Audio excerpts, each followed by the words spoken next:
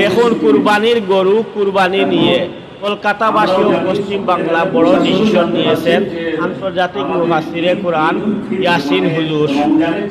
ঈদ হয়ে যাওয়ার পরেই আমরা সবাই গরু কিনতে প্রস্তুত হয়ে যাই, রেডি হয়ে যাই। তো অলরেডি আমরা বুঝতে পারছি 90% মানুষ গরু কিনে ফেলেছে। এখন ঈদ আজহার জন্য গরুটা কিনে ফেলেছে। এখন যেটা ওনারা পরিষ্কার করতে চাইছেন যে গরু কোরবানি হবে না। এখন প্রশাসনকে তো আমরা কিছু বলতে পারি না, তবে আমাদের বিডিও সাহেব, ডিএম সাহেব যেটা আছে, আমার অনুরোধ যে এই গরুগুলো যাদের কাছ থেকে আমরা খরিদ করেছি তাদেরকে খালি একটু অনুরোধ করে দিয়ে গরুগুলো ফেরত নিয়ে আমাদের টাকা ফেরত দেবে, এটা খালি অনুরোধ করা।